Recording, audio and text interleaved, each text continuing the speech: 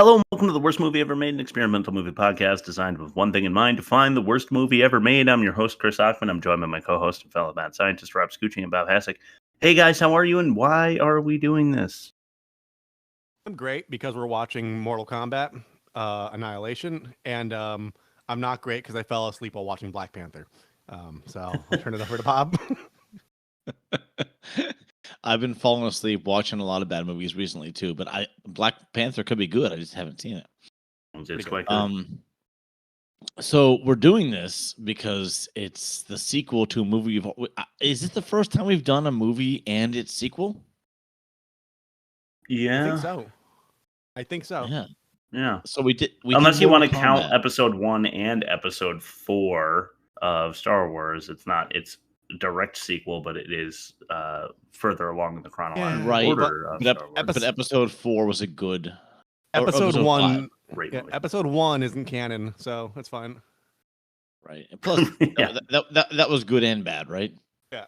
Yes. Mm-hmm. These are both BAD. Oh yeah. All right. So I think it's my turn to talk about what it's about. Yeah. And in preparation for this, I wrote something short because I thought it was my turn this week. Nice. And this is basically what I imagine the pitch meeting to sound like to this movie. There was this guy, and he's all, "We won Mortal Kombat," and there was this bad guy who was all, "Who cares? I'm opening the portal anyways."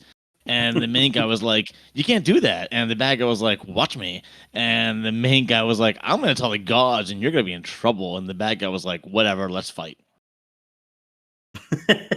Bob, you forgot one part. Succinct.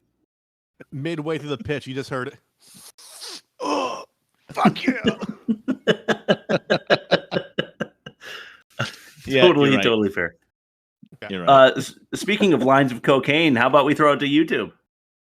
Yeah, this would be good. Sitting on the side of the road in the middle of nowhere.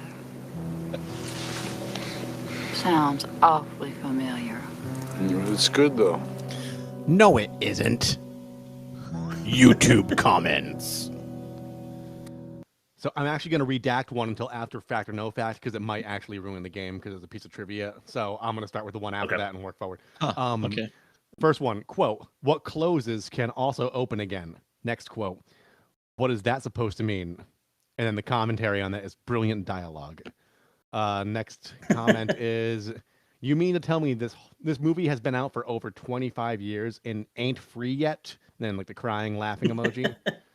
And then next comment is, "When you look at this in the 90s, you think, okay, this was kind of interesting and weird, but it was cool. Now when you look at it, you just ask things like, what the fuck happened to Baraka? Why did Chinook turn into a Rubik's Cube? What the fuck was that morph Shao Khan did?" Those are all valid complaints. Fair. Yes. I love this. This is my favorite one. "I love this movie still 2023. It is still 2023. Yes, for a few more months. "I can't believe they let that random guy convince them he was Raiden the whole time." And then these are two back-to-back comments hours apart from each other from the same person. First comment, "This movie is special." Next comment, same person, "I love this movie." That's it. I can't imagine why. Well, I mean, we can't take his word for it. We have to compare it to other movies, which is exactly what we do in The Worst of Its Kind. That's test number 1. Here we go. I feel like somebody stuck a big club up my ass. The worst And it hurts. of its kind. I've got to figure out a way to get it out of there. Hey. Mortal Kombat 2021 with Louis Tan at 55. That's not 95, obviously. It's 2021. It was good. It was better than both of these, that's for sure. Blade 2 with Wesley Snipes, a 57. Okay. Those two were so that you see that I'm not biased in my choices. Thor Ragnarok, Chris Hemsworth. We know something about this one. A 93. That's fair. What? The Crow with. Let's not question it, Bob. Let's just go with it. All right. The Crow with Brendan Lee at 84, and Yes. Terminator 3 with Claire Danes. That one was a 70.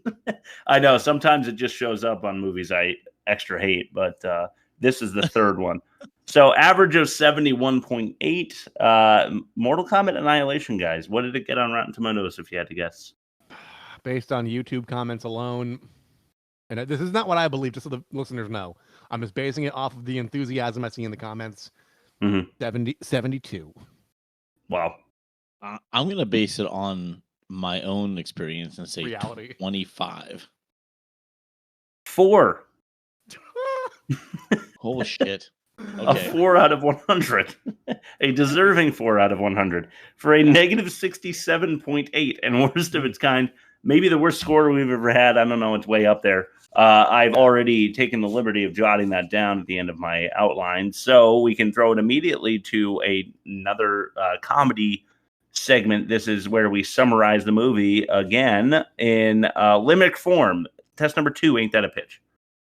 But for all you Hulkamaniacs that haven't seen No Holds Barred yet, I'm making a list, and I'm checking it twice, and you better go see No Holds Barred. Otherwise, I'll body slam you when I see you. Hulkamaniacs, what you gonna do when No Holds Barred runs wild on you? Test number 2, ain't that a pitch? All right, losers go first. I'll go first. Right. Here we go. Liu Kang needs to save the world again. After having just saved the world and all of his friends, Johnny Cage immediately dies. Shao Kahn repeatedly lies. We have victory after 2 wet putty monsters fight at the end. Okay, that's good. Yeah. That's good. Yeah, that's accurate. I'll go. Sure. Yeah. All right. There once was a guy who died early named Johnny Cage, and a daughter and a mother who were basically the same age. Too many other characters to name. I'm ready to set my eyes aflame. Knowing we have to talk about this for the next hour has me enraged. Okay. You guys might That was actually good. beat me this week. This is a turn of events, I think, because those are both really good. All right. There once was a portal to Outworld where Shao Kahn kidnapped Katana because she's a bad girl. Raiden couldn't take the gang farther because he needed his barber. Liu Kang turned into a dragon and I hurled. All right, so we're both on the wet buddy monster thing, huh? Yeah, it was really insane looking. I'm gonna go Bob. I'm also going to go Bob, and I see like 4 or 5. Bob, would you have picked you too? Sure, why not? I don't like How's but a 4 or 5 sound? A 4 or 5 sounds great. Oh, I love it. All right, let's go Bob 4 or 5. And I'm just going to put a little check mark right there too. As we send it to test number 3, this is where we collect all of the moments in the movie that made us hurl for one reason or another. Whether it be wet putty monster or otherwise, this is the most offensive. Oh, Jimmy, don't even Well, worry no, about no, it. no, wait a minute. Don't think about anything. I want to ask you a question. When you came pulling in here, did you notice a sign on the front of my house that said dead Saddle. storage? Jimmy, you know I ain't seen no shit. Did you notice a sign in the front of my house that said dead Saddle. storage? No, I didn't. You know why you didn't see that sign?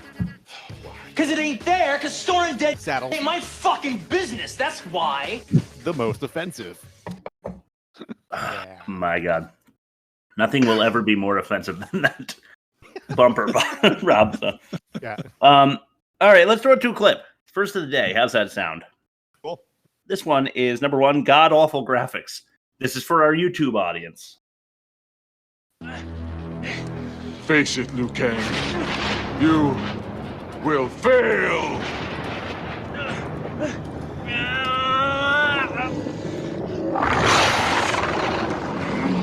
I can feel it.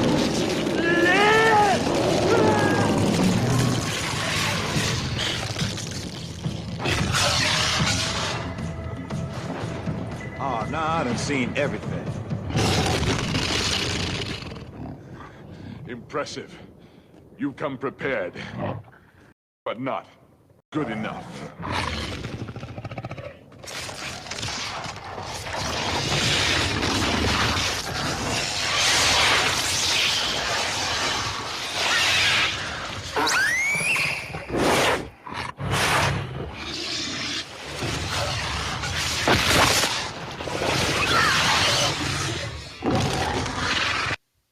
was wrong with that?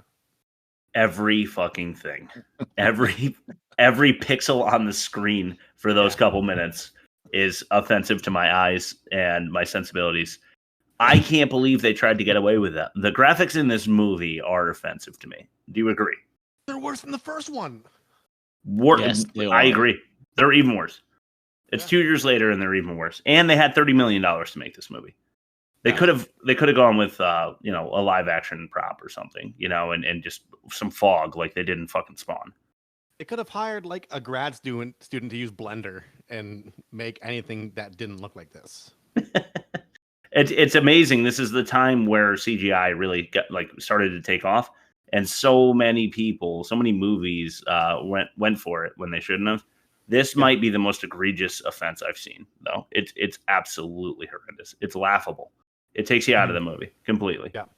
Oh yeah, big time. It looks so bad. For Number context- 2. Go ahead. For context, the movie Sphere came out like the same year. Yeah, I don't remember it.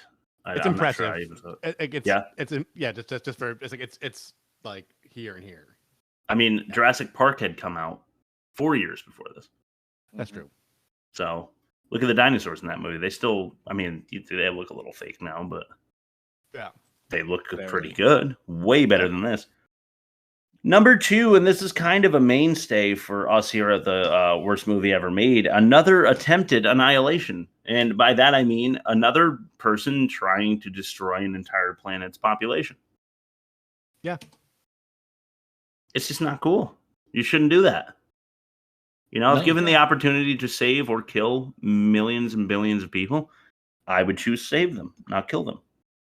Yeah, the whole point is you want power over something. If you kill all your subjects, then you really don't have power, right? Yeah, that's true. Yeah. That's a good point, Rob. Number 3, and this one's for the gamer nerds out there, but Nerfing Shao Khan. Do you guys remember at the end of the first movie when Shao Khan was like a giant thing in the sky? Yeah. And he looked nothing like the Shao Kahn of this movie? Yeah. In this movie, he's like a 90s jacked, ugly guy that's really he just throws some green stuff every now and then and he just punches really hard.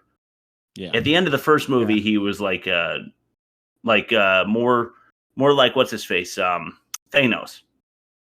Yeah, the mask made him menacing. Yeah. Yeah. In this one, it was just a joke. Yeah. Number 4, Rob, this one's for you. Mud-covered mammaries. I have a clip for that, actually. Do you really? Yeah. I play it? Yeah. All right, cool. Oh, yeah, Dyke fight!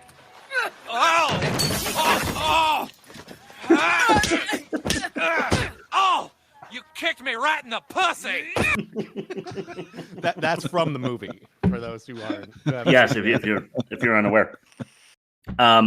Sonya and Jade, was it? Yeah, I believe so. getting an honest to god like 90s attitude era wrestling mud fight right in front of the temple, and it is obviously in service to the teenage boys out there. Not to mention that Sonya's like perfectly not mud covered in the following scenes. Yes, exactly. Yeah. They hosed her off, but she's not wet somehow. Yeah. Number 5, pointlessly punishing Petra. I mean, this is one of our wonders, is it not? Yeah. And this is the place that we're destroying with a scream, Queen Sindel. Just having the elder gods like in Petra is a joke to me, and I wish they didn't bring it up. It was just stock footage. So much crappy stock footage in this movie. It's insane. Number 6, new white Wet Willy. What's up with this? Now we recast Raiden as James Raymar instead of what's his face, Chris Lambert. Yeah, Christopher Lambert. It had to have been like a scheduling issue because didn't Chris Lambert go on record saying like I love Mortal Kombat? Like this is he did. He did say that. It was. He was actually cast in. Shoot, it was something else bad that he was cast in. That's why he didn't do this movie. I mean, I love James Raymar, but I'm starting to think he's not very good either. I feel like Christopher Lambert did it a little better. He did. Yeah, Don't he actually- was scummy and stuff. But Lambert did want to do this. It was a scheduling conflict. Right. oh, man, I wonder if it would have been 2 points. I wonder if it would have gotten a 6 on Rotten Tomatoes if he was in it. Bob, this one is thanks to you. Number 7 is Twin Tower Toughness. It's just tough to watch anything that's got the towers in it now. But especially if you're gonna represent it like, 2 shitty pieces of clay, like 14 miles away in Outworld or whatever the fuck. It looked awful. It looked bad, and it made me sad. Right next to the Golden Gate Bridge. Yeah, and the Eiffel Tower. Yeah. All right, this is my last one before I ask you for mentions. Number 8, and I'll explain this after I'm done spewing it out of my face hole. But Sonya solely needs saving. At the end, Sonya is the only one. Not only does she need to get saved by Jax because she's the chick who's just not good enough, but she starts by saying, "I'm okay with leftovers." It was like the red guy, the guy that is just like a ninja with like red on him, and she's like, "All right, I'll take the leftovers," and she loses to him. And Jax has to come over and save her. And that bothered me. You guys got anything you want to mention before we throw it to Rob's ad read this week? I already played my clip. I'm good. Yeah, I'm okay. All right, cool. Rob, take it away. Going to Ponderosa. Here I am, just like Bill Cosby in the new movie Leonard Part 6, on yet another secret mission. Arriving, I enter cautiously. Then I see it. Now get a Leonard Part 6 mini spy camera at Ponderosa for only 99 cents with any purchase. All right. Hi, Leonard. Rob's ad read. There's a family feeling at Ponderosa. Today's episode of The Worst Movie Ever Made is brought to you by Unicorn Fart Bombs. Has this ever happened to you? You let out a real knife biter of a turd, and long after you flush, your bathroom still smells like it's choked with feces. With Unicorn Fart Bombs, all you have to do is pull the pin, drop it into the bowl, make sure you're up to date on your homeowner's insurance, and run for the hills. The smell will dissipate, and in 12 to 18 months, you'll get a check for 1/3 of the value of your property. Unicorn Fart Bombs work for every type of food that blasts through your colon like a buckshot. Mexican, Indian, and Hmong butter. So what are you waiting for? Add some sparkle to your life with Unicorn Fart Bombs. All sales are final, and you will be put on a watch list. All right, sweet. Yeah, Unicorn Fart Bombs. That's a phrase for my daughter. She likes unicorn farts for some reason. Did you get any of those by mail yet? You know how all these sponsors send us shit. I haven't gotten anything. No, as you can see, my place of residence is still intact. So I'm saving it for next time I go on the keto diet. Bob, did you get your case of Hmong butter? Not yet. No. Okay. So there is no man standing off camera. I'm expecting nothing. It's spreadable and it's edible. It's spreadable and edible. Yeah. All right. Test number 4, the worst dialogue. Some really bad dialogue. You could drop this guy off at the Arctic Circle wearing a pair of bikini underwear without his toothbrush, and tomorrow afternoon he's going to show up at your poolside with $1 million smile and a fistful of pesos. Right. That's so awesome. Okay, well, number 5. All right, I'm not going to do any voice work here because it'll be offensive. So Liu Kang starts and he says, "This can't be. We won the tournament. The rules say the Earth is safe for another generation." Raiden says back, "Obviously, Khan has cheated, broken the rules." So the reason that is so bad is that it's like when last week in Moonfall, Sam Tarley says, "You were dealing with a megastructure. There are no rules." So we have 2 movies in a row that are like, this is a rule-breaking movie. Don't worry about the rules. It doesn't matter. This movie is bad. We don't care. Fuck it. Yeah.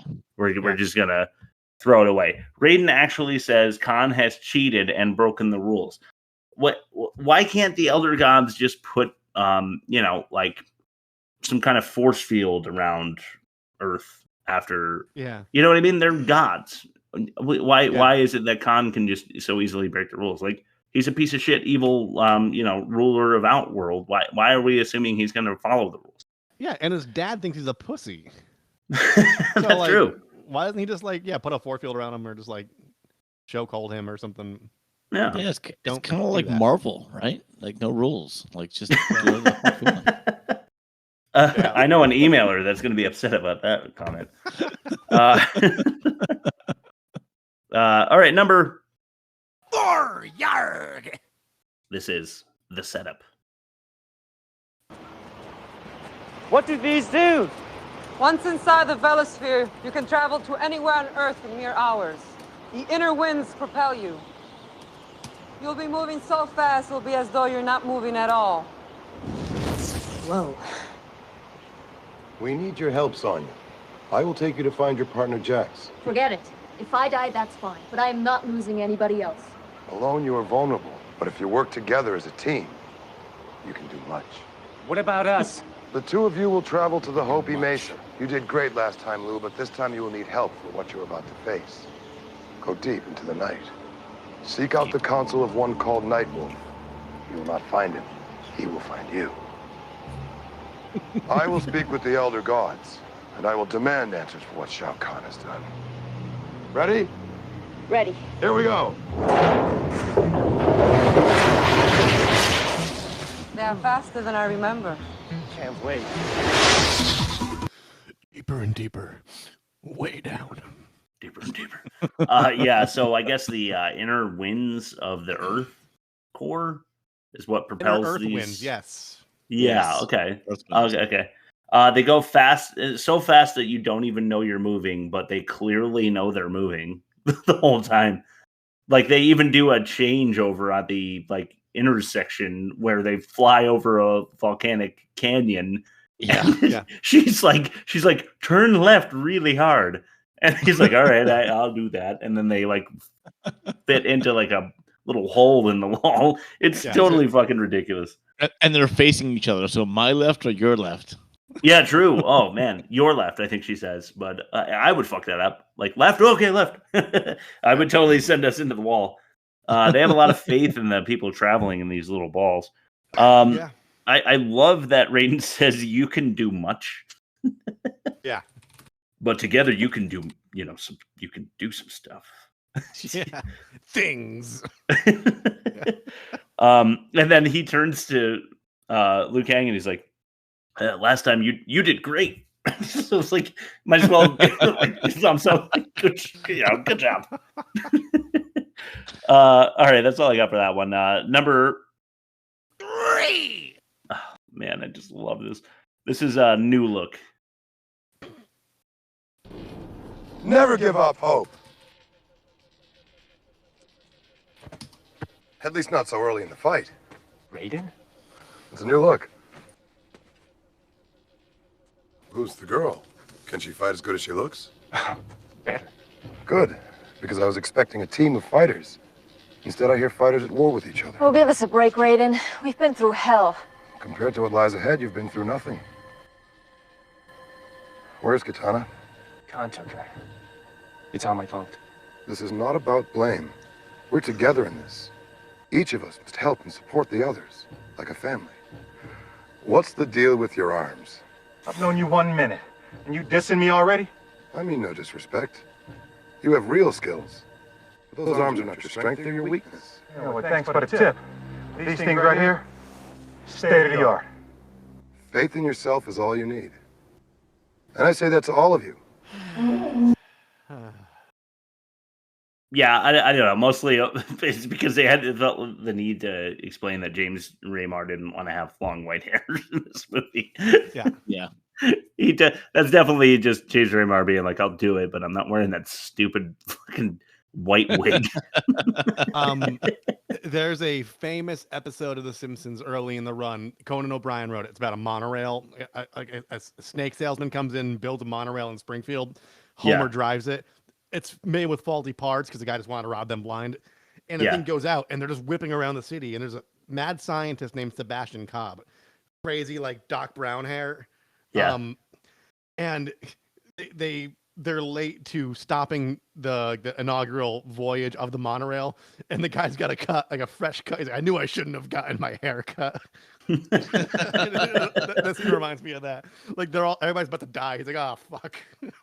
like Raiden, the god of fucking thunder in China, would be James Raymar saying, "It's a new look." It's a new look. Yeah, just everything's wrong about that. All right, it gets worse and worse. Here's number. Boo! This is failed to mention. This than Khan. If Sindel is not the key to closing Khan's portals, then Khan has a higher allegiance. Wait a second. That tattoo, I've seen it before. On a robot and a woman. They both tried to kill me. And both of them work for Khan. This tattoo is a family crest, bestowed only to my bloodline. It is a permanent mark that allows safe passage through the portals for the bearer and his passengers. The tattoos you saw, did they flee the fighter upon death? Took off like a bat out of hell. Temporary passes. They did not share my bloodline. But if it's your family crest, how can Khan's side have it too? My father is an elder god, and only they can bestow such a marking. Your dad's an elder god? Funny how you failed to mention that before.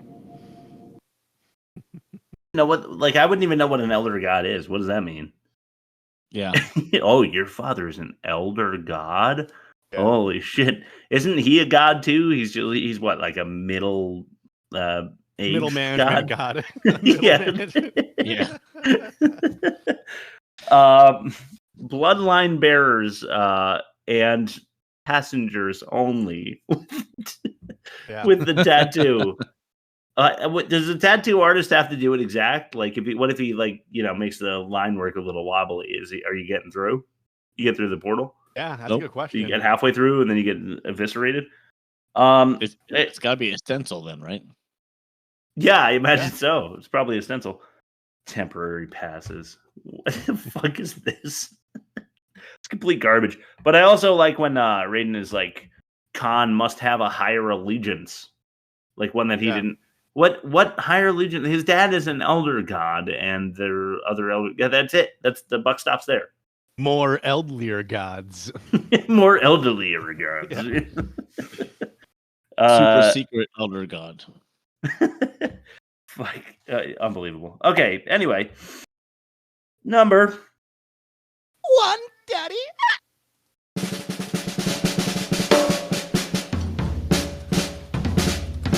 You know what? Fuck it. This needs no introduction, but I will give it a title.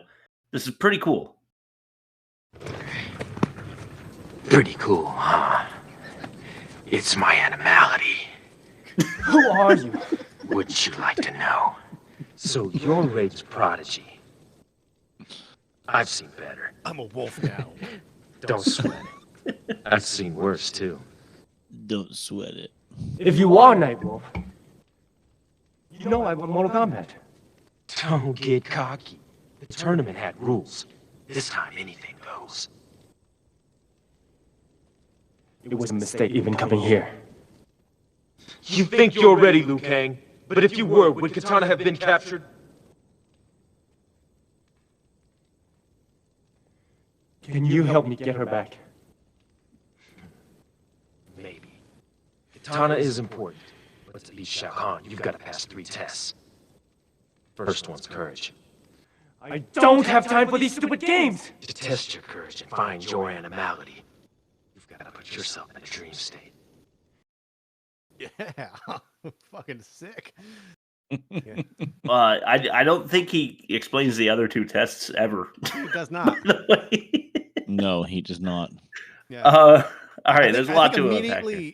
Immediately after that exchange, he throws a hatchet at Liu Kang's chest. Yeah, you're right. It knocks him out. Yeah, and then it starts snowing. What is an animality? That was something from. This is a callback to the video game because fatalities, but like animalities, like he turns into a dragon and like yeah. Well, and then a bestiality is when like you kill them by like screwing a goat. Yeah. Or something. That's bestiality. Yeah. Don't get. Hey, don't mix those up. Okay. This disrespect to the ninja. The ninja code. Excuse me. So here's a fact or no fact because I wanted to bring this scene up, but I couldn't. I didn't think it was good enough for the fact or no fact.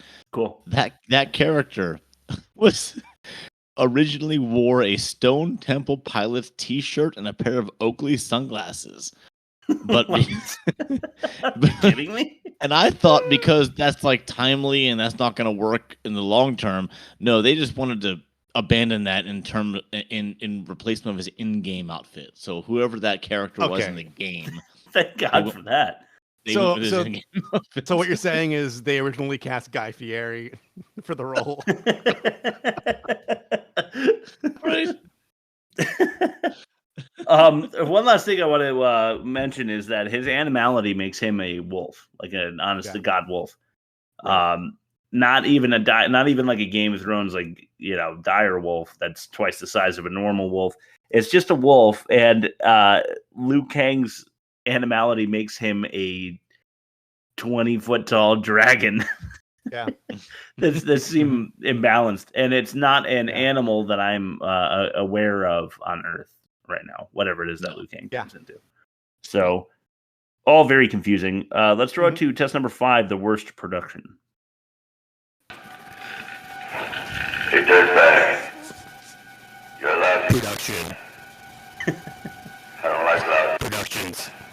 You wasted a kid. For nothing. Now I think it's time to waste you. Yeah. Great bumper. All right.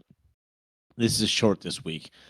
I entitled this one "Less is More." Okay. So you'll know exactly where this is going.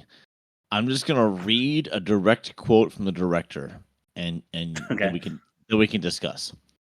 Director said, "Our theme for the sequel is to shoot more fights, more special effects, more Outworld, more everything." That was the quote. Yeah, and that's what made this awful. That's what made this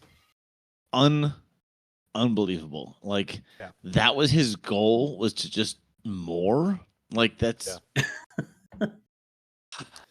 that's just that was his whole deal. That's not a professional or artistic vision. That's just money grubbing right there. Like you're grabbing for money. You're like more shit, so we can have more money and more ticket sales. That's what I heard. I will say something, and maybe you'll catch it in the catch-all that is very, very much on point with that. I think it's a smaller point, but it's in support of what you're saying here. And I don't know. I guess that's the problem with that's why the run-on train that is the Fast and the Furious franchise continues to move along. It's just it builds on it's more and more and more complete and utter bullshit, in my opinion. Yeah. Sorry, Rob.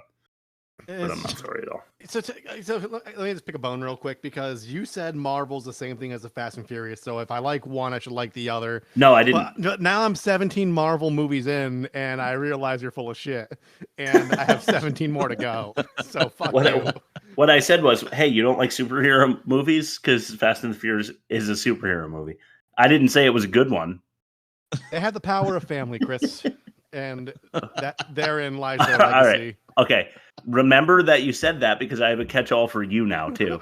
Remember those two, because I've got catch-alls for both of you. Oh, and I think you're gonna really love it. As for now, let's we've got some clips here, and it's 5 acting clips, and this is just going to demonstrate how bad this movie is for you. In test number 6, the worst acting. This is where the law stops, and I start. Acting badly.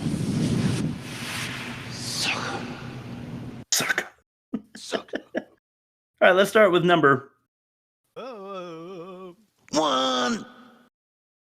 Suckers. Suckers!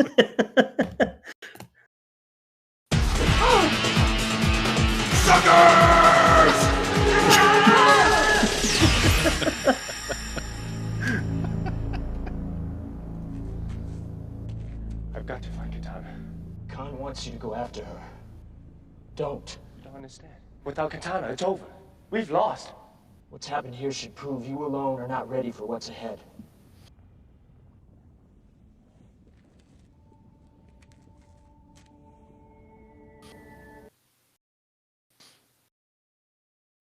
Cool. Yeah. So at the end there, Sub-Zero number 2 his brother Sub-Zero, does the Batman disappearing trick. Yeah, he does. He turns back around. Sub-Zero's not there. It's like, whoa, Sub-Zero, how mysterious. Not to mention that he and Scorpion, two of the best-known characters from the Mortal Kombat franchise, are only ever seen in this scene, and then never again in the movie. Maybe you should have cashed in on that. Apparently, the guy that played Sub-Zero played Scorpion in the previous movie. Oh, no shit. How about that? How about that? Good for him. He got to show his face this time. Yeah, exactly. Sure. But also the acting is terrible. Number 2. This is Jade. I'm Jade.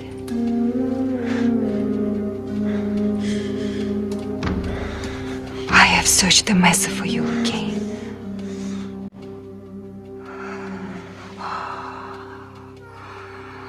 Of all the horrors darkness holds, to die alone. That is my worst fear.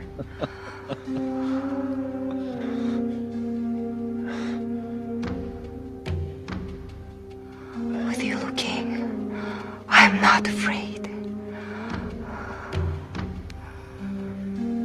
This is almost too good to be true. The same could be said about you.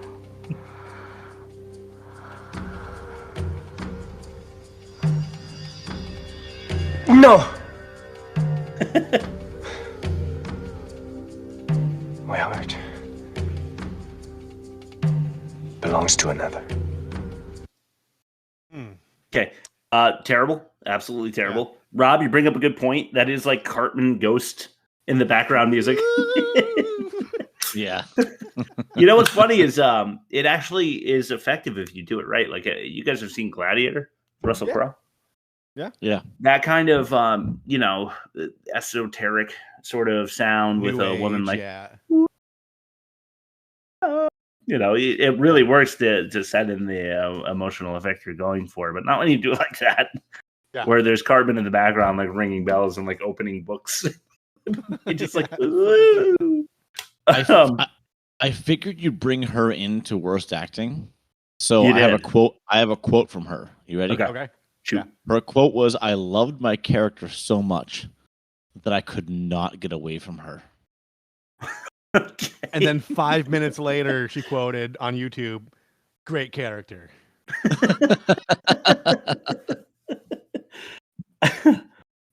Yeah, they are awful. And my question is, we find out later that she was a plant by Khan.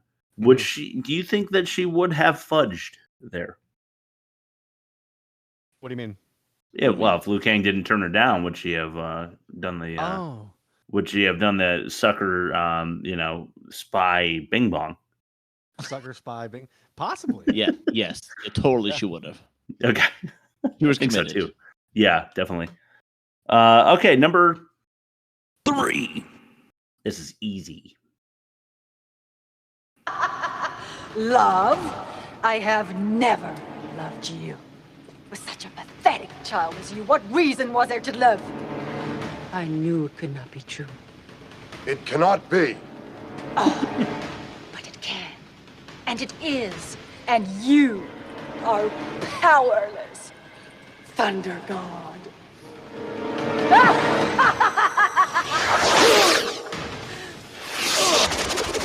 It's over. You fools. You've been tricked. The legend was a lie. Khan's portal stayed open. Now the merger is nearly complete. How could you do this to us? It was so easy. You will die for this, Jade.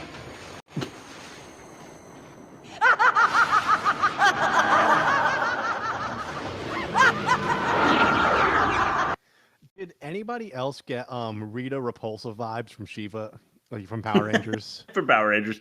Yeah. Yeah, that's pretty good. Not until now. Okay.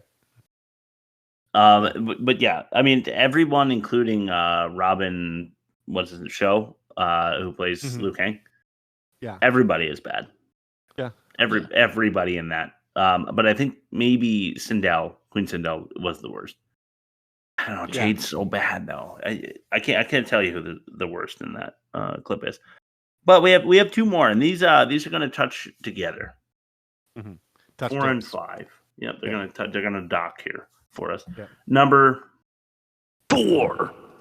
This is Oblivion Part 1. So good of you to join us, son. In less than 1 hour, the merger of realms will be complete. Father, you alone have the power to end this. Stop! I do not want to remember you this week. It is not weak to value life. I offer you one final chance to return to my side, Raiden. To rule all realms with your family.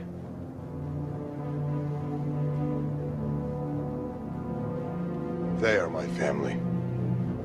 Then you shall die with the rest of your pathetic human race. Finish him! You should have killed me when you had the chance, brother. My brother died a long time ago. His heart, anyway.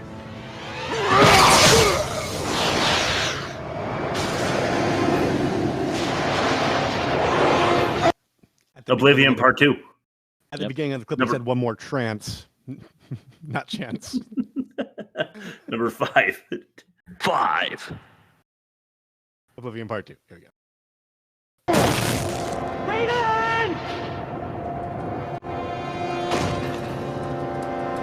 I win, brother.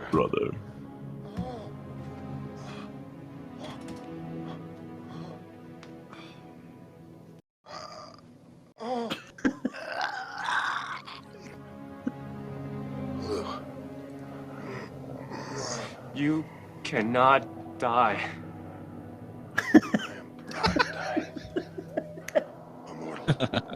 So emotional. Like you.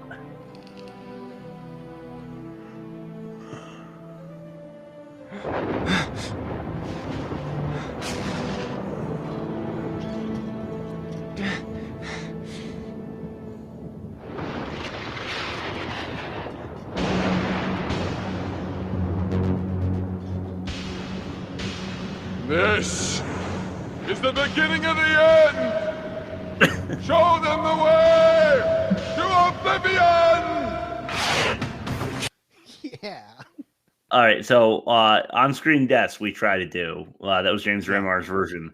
But what I've loved the most out of both of those is when Liu Kang goes, "You cannot die."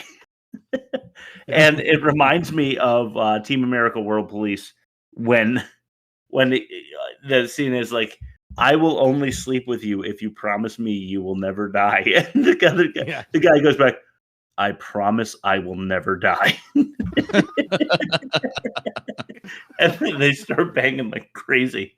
Super insane puppet sex, and it's super funny. Yeah. All right. I think that'll do it. You understand. The acting is terrible.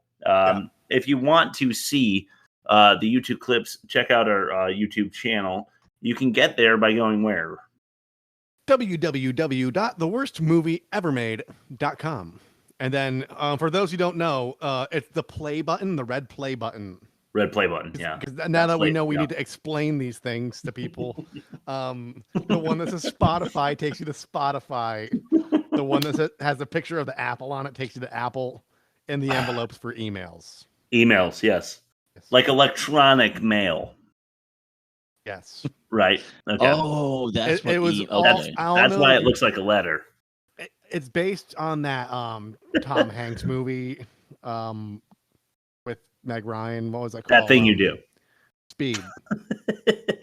Speed. Yeah, Speed. Yeah, that's it. Speed. All right.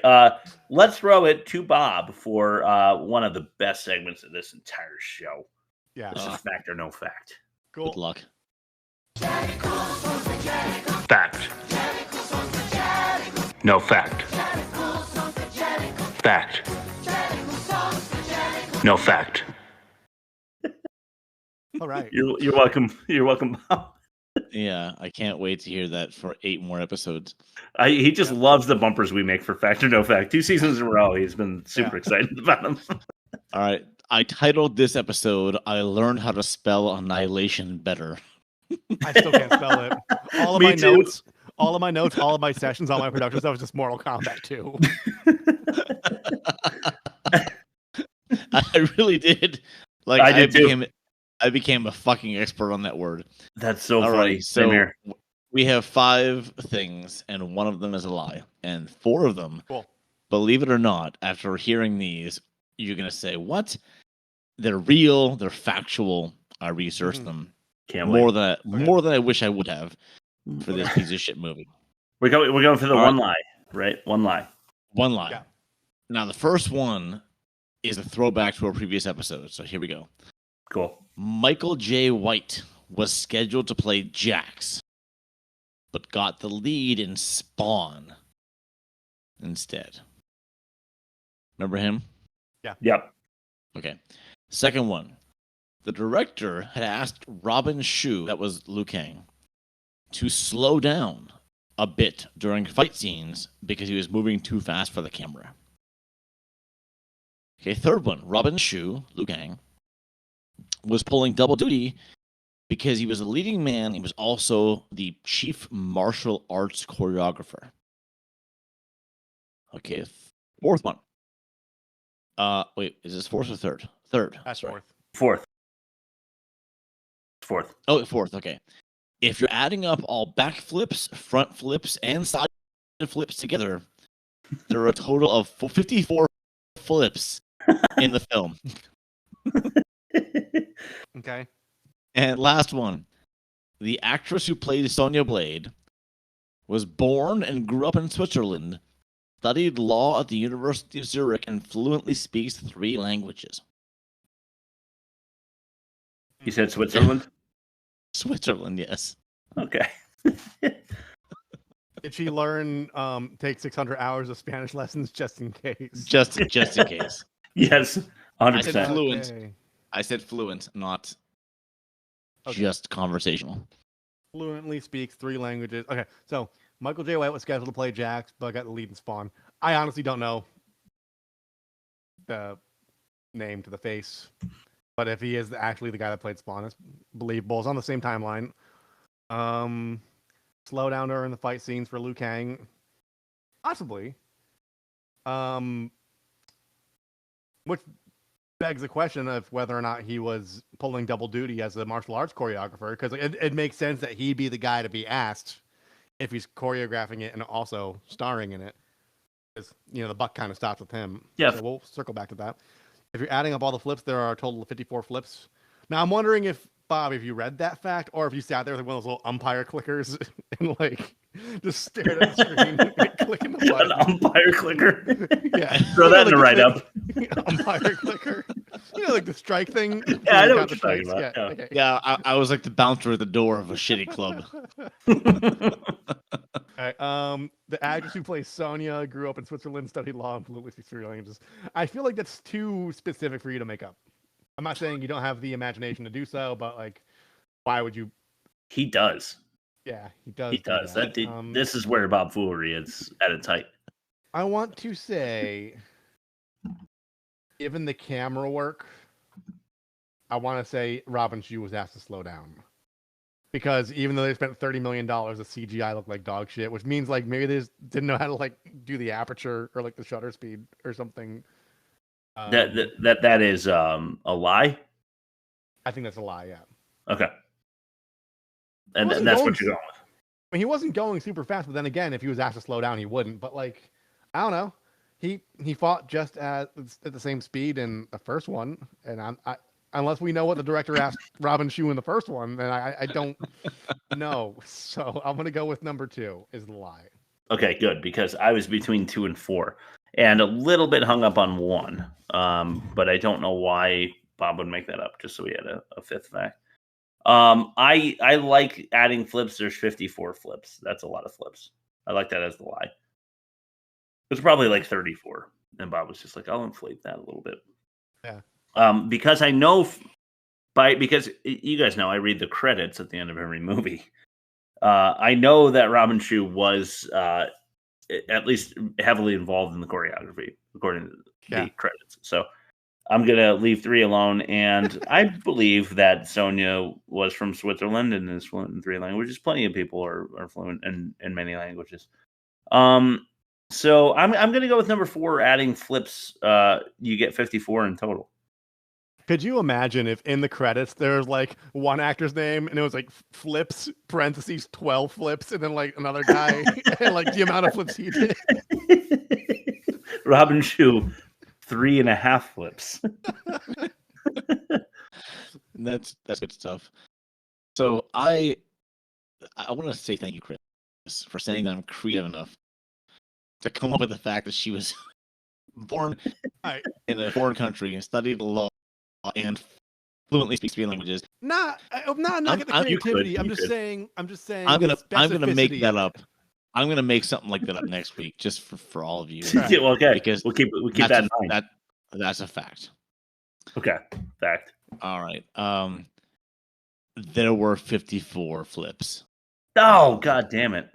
That's really funny. I really haven't done Bob Foolery in a long time. I haven't switched out a number or anything like that in a long time. That smelled like Bob Foolery to me. Chris, you're right. Robin Shu was the choreographer for martial arts. He was the chief choreographer. He was like the main guy. Yeah. And Rob wins. Hey. Michael J. White was Jax, and he ended up playing Spawn instead to the lie. Yeah, I thought about that. I actually stole this lie from the newer Mortal Kombat. Whoever the lead actor was asked to slow down during fight scenes. But not Robin kidding. Shu. Robin Shu was the choreographer, so he's in charge. Very nice, Rob. Good win. Can I read the fact that was in the YouTube comments just because it's a fun tidbit? Oh yeah, that's right. Yep. All right. Interesting bit of trivia. The studio thought the CGI was satisfactory and pushed this movie to be released in theaters before producers thought it was ready. Who knows what we would have ended up with if they were allowed to have their vision realized? Oh, I'm sure it would have been wonderful. Yeah. I'm sure it would have been an Oscar nominee. I got one more fact. Here's why I didn't read.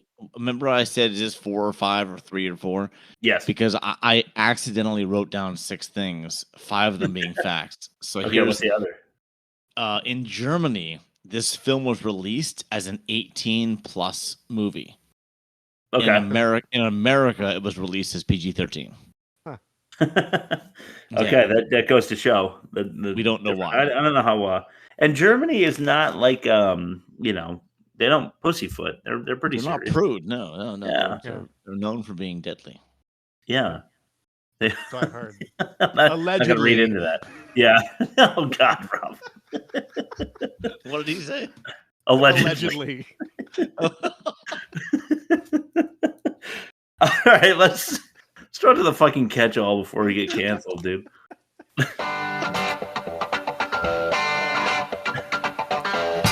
And now it's time for the catch-all. The doors suck. Hooray. All right. The music is all they have. That's it. Yeah, jock jams. Yeah, it's badass. Yeah. We get it. It is. Yeah. I wrote poor James Raymar. I don't know whether I feel bad for him anymore. He wasn't good in this. It's not like a Bob Hoskins situation here. No. Yeah. But I loved The Warriors. The 70s gang movie. It's fucking amazing. And he plays Ajax, and he's super good. And he's good in Dexter as Dexter's father, Harry. But I don't know. I'm starting to feel like he's not as good as I once thought he was. Brian Thompson is back. That's the Cobra villain. Plays Shao Khan here. He's a villain here too. Oh yeah. He was also in Kickboxer. Lionheart. Okay. Yes. Which he plays a bad guy there too. I guess with a face like that, you can't be a good guy. Yeah. I mean, I wrote pure unorganized chaos, start to finish. Yeah. Yes. Agreed. With a question mark on the end of this statement, I said inner Earth hamster balls. Just fucking weird. Bob, this is the one that I said I was going to mention. To your point, and incredibly crowded sets. They made like a ton of just like little foam statues to stick everywhere in every set, and there's just too much going on. You need it. Like the film doesn't breathe at all. It feels like you're in like a padded room in every fucking scene, and it drives me crazy. Well, that was actually almost my worst production. Was where the hell are we? That was like my other worst production. Like this is like you said, it's like everything's so packed and it's like claustrophobic. Yeah, it really is. At the same time, too, like during the big like establishing shots, like you see like these armies coming up over the hills, and you just see like Liu Kang like running off in the distance. Everyone can see him.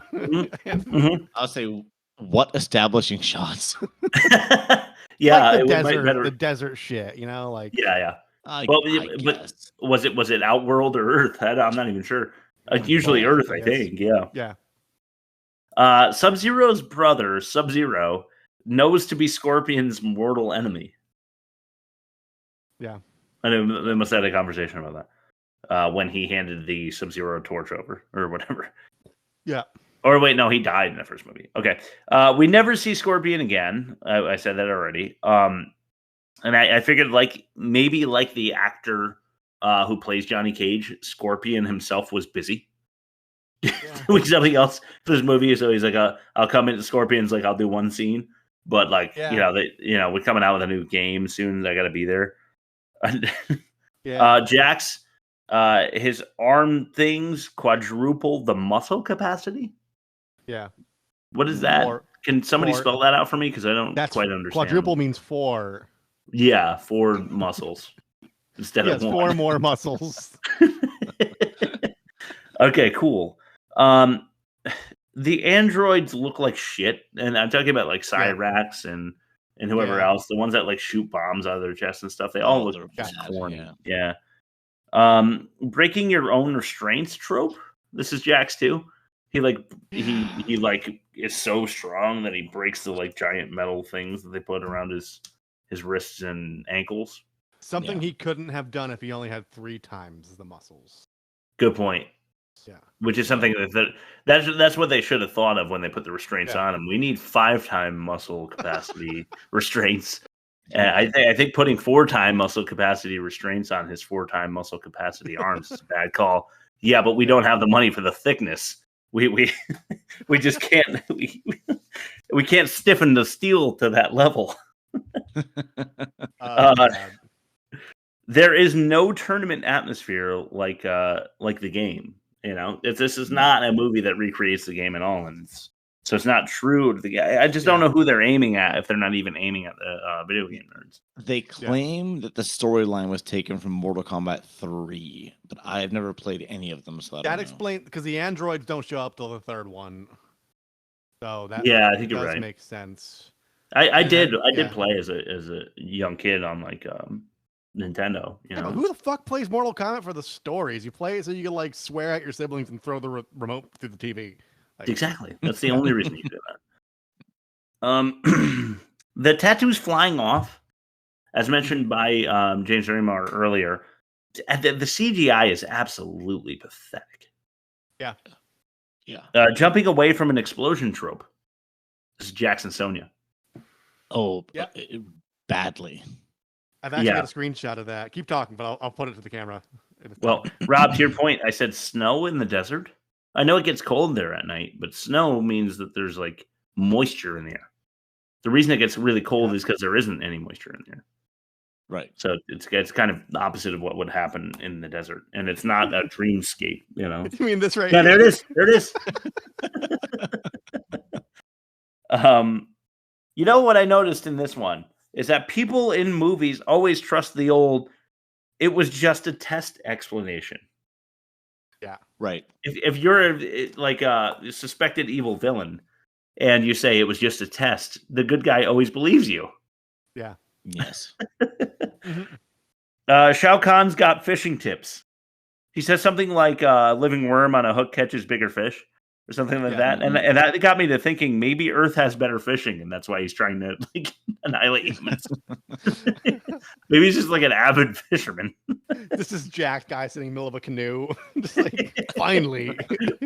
And his fishing rod just has like all these like metal things and like red coming off. It like just looks like Shao Kahn's fishing pole. There was almost a straight up xenomorph statue in the desert. It really looked aliens to me. Yeah, so they take portal spheres to opposite ends of the Earth, and they end up walking together from opposite sides of the Earth to Petra. Yeah. They're just like, who knows where, but they end up in the Middle East together by walking. I already said that. There's a, you guys, the first prequel Star Wars movie. If you know that at all, you'll get this. There's always a bigger god. Yes, it seems. There's always like, but Khan is a god, and then his dad is a god, and Raiden's a god, but the elder gods are going to get mad at the dad god, who's the god of Shao Khan. It's like there's just too much going on. Queen Sindel lost her fight off screen. She's knocked unconscious by Sonya and Jax and whoever else, not on camera, and I wondered why. Yeah, well, that was to preview the fact that Jade was a double agent. I think, right? Yeah. I have no idea. I guess you're right. Rob, you mentioned the armies earlier, but armies full of ineffective bad guys. It's like Masters of the Universe. When like the armies chase down Dolph Lundgren in Masters of the Universe, you're never scared that the armies are going to do anything because they're just nameless. Even if there's 100 of them, there's just no point. God, that movie was so bad. It really, really was. The secret passageway leads straight to Khan's throne. Jane mentions this, and Liu Kang uses it to get in to steal back Katana, and he comes right out from under Khan's throne, which was like, why didn't Khan know there's a secret passageway right under his throne? Khan's helmet and Baraka's face. You don't see Baraka for long, but he's the really ugly one with like the blades that come out of his arms. Yeah. They look super rubbery. Yeah. Like it's supposed to be like a metal helmet. Yeah. And it's supposed to be somebody's face, and they like turn a little bit and it goes, just like looks like it's made of rubber. The four-armed woman that was one of the lieutenants just gets crushed immediately. She doesn't even get to fight. Yeah, I thought that was gonna come back. I couldn't believe they were just like, fuck her. Yeah, they were just like, forget it. It's over. So Queen Sindel, the whole like close the portal storyline, which is basically the only storyline, doesn't end up mattering at all because it wasn't even true. Like the fabled like legend of Mortal Kombat wasn't even true. Yeah. So that's ridiculous. Raiden and Shao Kahn are brothers, apparently. Mm-hmm. Khan looks nothing like the end of. I said this already, but he looks nothing like the end of Mortal Kombat 95. Like nothing like. They attempt to do. Okay, so they were trying to pay homage to the gamers out there by doing the Ascension like tower that you see in the games. Yeah. But it's totally ridiculous. It's like Shao Kahn's like, okay, when they get here, you stand here, you there, and I'll be up here with my helmet on. I was thinking the same thing. Is like they're all just standing there like, yeah. Like, they could have just easily just like jumped down and killed them all and been done. But like, watch, put some baby oil on me. Watch me flex for a little bit. Yeah, exactly. They're all. It's just totally ridiculous. I wrote his father is not like elder gods. Yeah. All the other elder gods are like wind, water, fire, earth, and his dad's just like a guy. Yeah. A white guy. Just a white guy, of course. Lou says, it's just you and me, Khan. Khan says, who is me, Khan? Lou says, no, I meant you and me, Khan. Why did Jax need to be in surgery?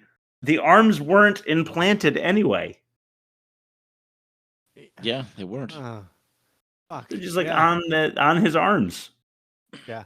Like the dude that is also a horse with a tail, like a really long, like scorpion tail. I read that in the video game, he actually amputated his arms to put false ones on. Yeah, right. In 1 and 2, he didn't have the metal arms, but in 3, he did.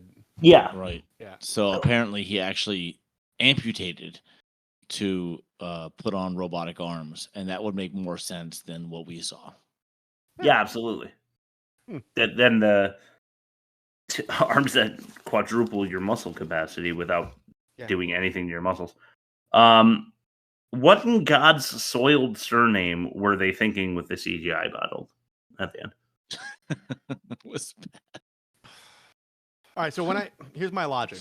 When I worked in an office building for 5 years, at the end of every fiscal year, whatever budget remained had to be used on frivolous shit for corporate to match or raise because otherwise they're budget. going to reduce the budget. Yeah, right. So I'm thinking like they're at like 25 million out of 30 million, and they're like, shit. For the next movie, I want 35 million, but I got to use the 30 for this. Make more foam statues. Yeah, make more foam statues, and I don't know, like, we're going to CGI this in. The fucking dragon. Yeah, I have no fucking clue, dude. I think that cash drop. Yeah, maybe budgetary reasons. I think. You know what's funny is it was almost entirely immortal Kombat. It's like pretty much gods fighting. Yeah. The stock footage with lightning to show the transition back to normal Earth at the end was the worst I've ever seen. That was so bad. Raiden says, "You made me proud. Stick together. You're family now." And they pan to the group, and Dom Toretto is standing there with the corona. that's the callback I was mentioning before. We mentioned him already. How cool would that be? If he's just standing there with the rest of the fucking Mortal Kombat crew, just drinking a corona. And lastly, thanks to Bob again, Bob's trailer demonstrates actual repeated dialogue. Like word for word.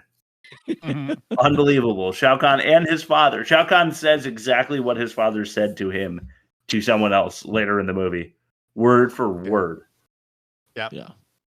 You guys have anything to mention before we throw it to Rob's Magic Marvel corner? They just shouldn't have killed off Johnny Cage, man. He was like the only, like he was snarky. He had snappy one-liners, and like he did. This film, like Jax had some, but like not nearly really as many as Cage. They didn't land. Though Jax, in my opinion, was the only person that had any kind of like charisma, human logic. Mm-hmm. Yeah, like I ain't going there, and like what the fuck's that all about? Kind of thing. Like yeah, exactly. Everyone else kind of accepted it. He was like, no, I don't think so. This guy wants to kill all of us, and you want to follow him? How about we don't do that? Yeah. Well, by the way, Johnny Cage, that was a different actor because even though he died off right at the beginning, the original actor was like, read the script and was like, nope, no, thank you. I don't blame him. Yeah. The script was probably 3 pages. Yeah. Exactly. All right. Rob, throw it to your Magic Marvel. Yeah. Go ahead, Bob. No, I said the soundtrack was 20. Yeah. Just written out. Rob's Don't Magic Smash Marvel Big monster movie Let's go. corner. Fine. Okay, so we watched Black Panther. Well, I watched Black Panther. Full disclosure, I've had a crazy week. My daughter started pre-K. My work-life balance has been kind of thrown off. I fell asleep watching this while putting my son down for a nap, and it was at 2x speed, so I'd wake up and 5 minutes would have passed, and then I'd like rewind it by like 3 minutes and then fall asleep again. So I'm missing some pieces, but I did enjoy it. Good. Well, I'll take questions now. He liked it. Yeah, I liked it. All right, Chris, I think you're first. I don't remember. Number 1, Michael B. Jordan. Coolest dude ever? Yeah. Probably, right? He's in the Creed movies too, right? Yeah. He's the antagonist in like the third one. Creed's like I don't want to say forgotten son, but like shunned son. Yeah, no, he's got a cool way of going about things. I like. He's like super handsome and he's fucking gigantic and ripped. Yeah, and like just has like a swag about him that's just fucking dope. Yeah, makes me question things. Yeah, exactly. Yeah, cool. He seems like he seems like a cool guy. He is a cool guy. Okay, so Wesley Snipes apparently started this project after Demolition Man. I read that. Do you think it was better that we waited to quote unquote get it right in 2018? 100%. Yeah, but like if Chris, this question is not for you. Could you imagine though if like Demolition Man era Wesley Snipes took the lead role? That'd be fucking amazing. Yeah. I mean, true. He was gonna cast himself. Yes, I would. Go figure. I liked Black Panther to the point where like I'm actually gonna rewatch it because I missed some pieces. But now that you mention it, Wesley Snipes would be fucking awesome. It'd be more comedic for sure. Yeah, definitely. Yeah, I agree. Wesley in the early 90s, you could not fuck with him. You couldn't stop him. Yeah, no, unbeatable. He was too cool. All right, my number 2 is with the success of this movie. Are you surprised that Hollywood doesn't make more movies that are predominantly black cast? Ryan Coogler, by the way, also the director, is black. I don't think I'm surprised because the way Hollywood gets around like not being more representative would be like, well, that's in the MCU. That's its own insular thing, right. Yeah. So like they'd find a way around it. They would. But like, it's a shame. You're right. It is a shame. But it was predominantly an all black cast, but like it was also like not shoved down your throat that it was. Granted they were. It would make sense if it's an African nation. Yeah. Granted, Wakanda's an African nation, but like it didn't feel like there were diversity hires. I felt like, oh, this is just what's happening, and we should watch it because it's cool. No, everybody made sense, but you can do that with movies. Yeah, I do feel like a certain generation that we talk about often offline would not even walk into the theater for this as soon as they saw the title for that exact reason.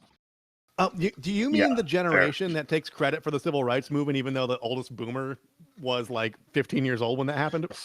So they effectively did nothing because the silent generation actually did it? I think he means that generation. That generation. The one that gets mad at us for not learning cursive, even though they're the ones that didn't teach it to us. That generation? Are you talking about that generation, Bob? All right, let me just zoom to my question. Let me just go full force to my question. Right. I feel like I should watch this, but knowing what you know about me and my aversion to superhero movies, should I? Yeah, because it's not really superhero. It's like I would liken it more to like Batman, where like they have really crazy cool future tech and they're good at martial arts. So it's like it's not like they were bitten by a radioactive thing Edward Norton did a thing and got angry and they didn't get it right. And it's just like, all right, this guy's got like it's like a biosuit, right? Is that right? That's the right phrase? Like he's wearing like a biosuit. Well, yeah, but he there's like some flower that they pick there. Yeah, so there is some like magical, there is some extra stuff behind it, but like at the end of the day, I was like, oh, they designed a suit that like absorbs impact from punches and like throws it back at the person. Yeah, it's the tech is fucking cool. Yeah, it's really. If you cool like Iron Man, Iron Man, it's similar in that way. Yeah, I didn't see Iron Man. Oh, I thought that. Oh, you saw Spider-Man. Yeah, I saw Spider-Man. Yeah. Well, watch the first Iron Man. What's going on? Iron Man's pretty good, man. I might actually go back and watch the Iron Man films like one day when I probably won't watch them again, but I'll think about watching them again. I'll get around to it. I got years left. I hope I'll get around to it. I think you do. I'm confident.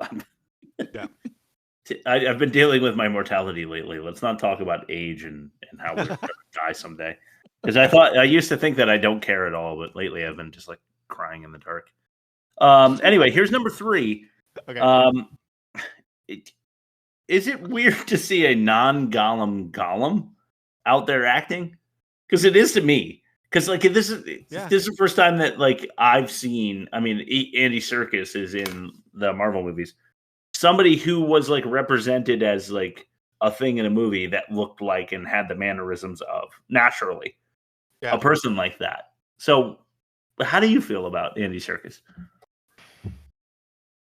I wrote a couple pieces about this. Like, there was like some milestone in his career, and all the pictures, he just looks like wet and creepy for some reason. And it's a wet putty monster. He's a wet putty monster. I'd say he leveled up. He definitely did. I didn't think he was a wet putty monster. So he's done tons of things, hasn't he? Yeah, he has done a lot of stuff. Yeah, so much. Like you said, without his face being shown. Yes.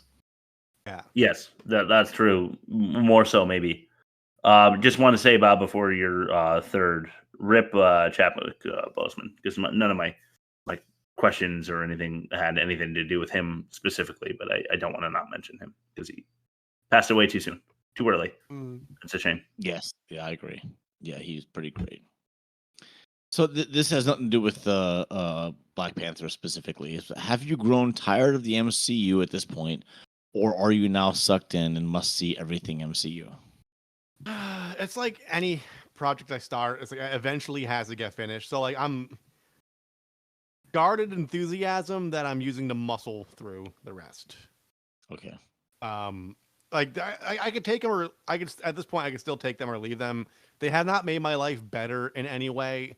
They have not made my life worse in any way. They're just a part of my life. It's like you ever like roll your ankle like running or skateboarding or like riding your bike, and like the pain stops and you get used to it and you could live with it. Like, oh, I got a busy day. I'm gonna be running around a lot. Like I'm probably gonna have to ice my ankle before I go to bed. Like it's like that's what it's like in my brain watching the Marvel movies. Like it's like a lingering pain, like a canker sore or like a sprained ankle that's somewhat healed but still keeps getting exacerbated. It exists. I've learned to live with it, but I'll be glad when it's gone. Yeah. But there will also be an indescribable emptiness once I'm finally done with this bit, because Truth. It's but I just learned that Tommy Wiseau and Greg Sestero put out a bunch of other films I didn't know about, so I'm gonna just pivot over to those. So Rob's magic best friends corner. Best fiends. Best fiends, yeah. Question mark. Yeah. All right. Well, hey, cool. Let's throw it to bad credit names. I actually have a segment this week. Cool. I'm the Freak. The Phantom Freak. The King of Ninex. Bad credit names. Look, all right, wait. How about the Master of Disaster? Huh? You're hopeless, man. Utterly hopeless. Ultra Laser. Dr. Doom. Orwell's here now. He's living large. We have no names, man. No names. We are nameless. Okay, score, Fry. Can we promise to do more Matthew Lillard centric stuff in the coming weeks? Yeah, he's in more bad movies than he is good, though. Yeah. Okay, cool. Yes. I'm done. Yeah. Without a paddle next week. And yeah. Just kidding. All right. Number 1, Alan Croucher. Okay. Yeah. 2, Nightwolf was played by Lightfoot. Oh no. Gordon Lightfoot. Oh no. God. Yeah, Nope. just All right. just Lightfoot. Number 3, June Prinz. Oh, like Freddy. Yeah, Junior. Number 4, Reg Body. I read it like Reg Body, like he has a regular body, but it's Reg, which is yeah, it's Reg. Number 5, Roy Rogers. Oh yes. Number 6, Stuv. STUV, Stuv. Oh, okay. And number 7, my personal favorite. We'll see how you guys feel. This is the winner. Esme Butterfield. Yeah. Butter. Yep. Okay, that's the winner. Let's throw it to the offensive mini game before the movie comparison this week. The Okay, this is a story about my mom and dad. offensive White, one was black, and I bet you think you're glad. mini game. My skin is very tan. Yeah. Mm. Oh, gutter mouth. Jumpin' John Bradley or another White Willy. Wait, hold on. What are you referring to? Jumping John Bradley? I can't. So this is when this is when John Bradley, the guy who played the nerdy expert in Moonfall, is trying to jump into jeans, and we're supposed to laugh because he's fat. Oh no, definitely the all white one. Yeah, the white lightning Wet Willy whisper for sure. Another White Willy. Okay, Space Fire or God Awful Graphics. Kind of the same arena. Oh, see, I want to go with your junk science and say Space Fire, but I'm gonna not go. sure which more offensive. I'm gonna go graphics on this one because they didn't have to do that because the first Mortal Kombat was just fine.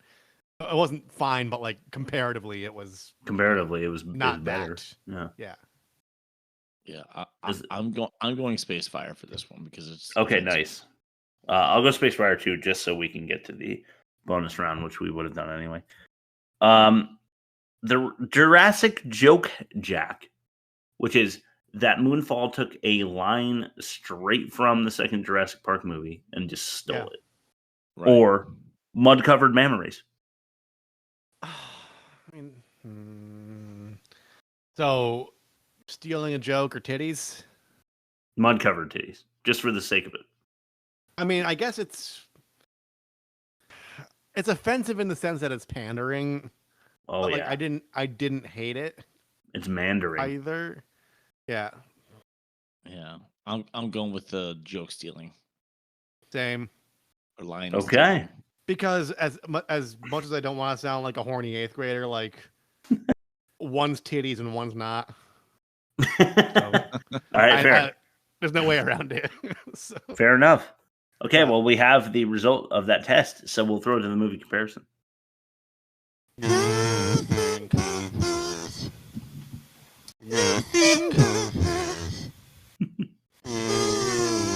Fight the real enemy. All right. Okay, Moonfall versus Mortal Kombat Annihilation. Starting with worst of its kind, this is negative 45 and worst for Moonfall. That is a hell of a score, but it pales in comparison to Mortal Kombat Annihilation's negative 67.8 and worst, winning. Rob, you had a nice pitch with a 4-star last week, but Bob outdid you with a 4-5 this week. Okay. So 2 wins for MK2 Yep. so far. Offensive minigame. Moonfall, as we just found out. So, dialogue, what's worse? Mortal Kombat. Mortal Kombat, 100%. I agree. Because Shao Kahn said one more chance, and he said trance. CHRANCE. One more trance. I can't forgive that. I know that was in the acting clip, but like it's come on. Okay, so Moonfall, unnecessary and COVID, or less is more for production? I'm gonna give it to Moonfall on this one. I am too, actually. Okay, that's unanimous then. I mean, it's not like the fall of the movie, but like because it could have. It's upsetting because it could have been better. It could have been. Yeah, it could have been a little better, maybe. I'd say, but it could have been better. Yeah. If they did anything differently, it would have been better, in my opinion. Yeah. They chose everything wrong for Moonfall. Mm-hmm. Acting. I'm going Mortal Kombat. Mortal Kombat.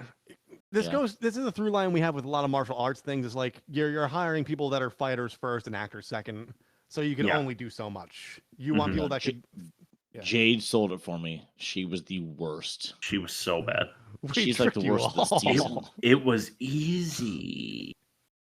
Demerits. We don't have anything for either yet. You guys want to demerit either of these?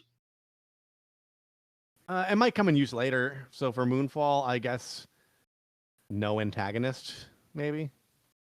That was my contention. Yeah. No antagonist. I was gonna say bad casting, but that's just me personally. Mortal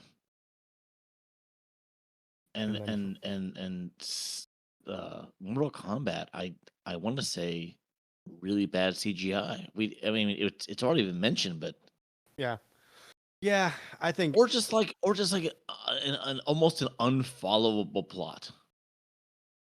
Unfollowable plot for Mortal Kombat. Yes. Yeah, Mortal Kombat was like you play a board game with somebody who like doesn't like losing, and like you're clearly winning, but they keep like going, "Oh no, but if you roll a 3 on your second turn, then like actually means I win." You know those. Yeah, those assholes. they kept changing the rules as they go. Yeah. Yes, that's yes. Okay, so we'll go with that, and that makes MK Annihilation the worst of the season so far. I agree with that. Yeah. Yeah, basically. It was Moonfall was a little more offensive, and the unnecessary COVID deal won, but it was a 5-2 victory for Annihilation, which is an annihilation in my estimation. Next week, I'm sad to say, we're not doing Con Air. Fuck's sake. So we're doing some movie I've never fucking heard of called An Elephant's Journey. I was about to say A Boy and His Elephant. Yeah. An Elephant's Journey. Can't wait. So Milo's friend was in the car. They were going to to go see a band play or something.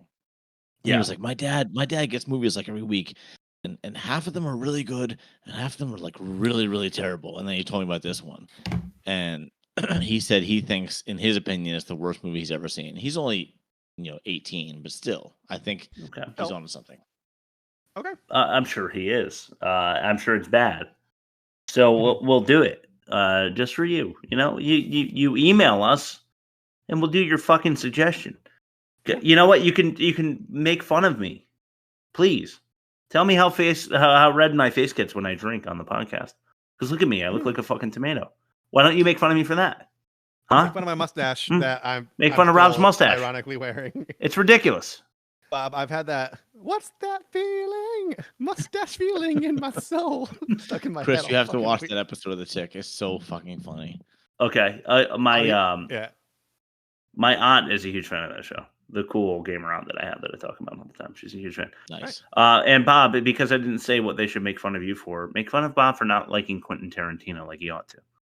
Yes. Okay. Because that was the moment where I was like, wow, I really thought he was super cool. And now I just think he's like kind of cool. Fair. Anyway, we love you guys. Thank you so much for listening. We know you're out there. Numbers are bumping. We're killing it. Rob, tell them where to catch all our content. www.theworstmovieevermade.com. Everything you could conceivably think of needing that's worst movie ever made related can be found there. TikTok, Instagram, YouTube, every streaming platform. I'm getting us on more and more streaming platforms throughout the weeks, and that's giving us a wider reach. Bob does trailers. Chris posts the polls for what movie we're going to watch the following week. There's just and there's YouTube. Our regular episode goes live on late Tuesday, early Wednesday, and then the video version of that episode goes live every Sunday, following the audio version. So check it out, or don't, but you should. So, you should. Yeah. Last word from Bob. Shouting out to my trailer. I have no use for excuses. All right. See you next week, guys, with an elephant story or whatever. Yeah. Whatever.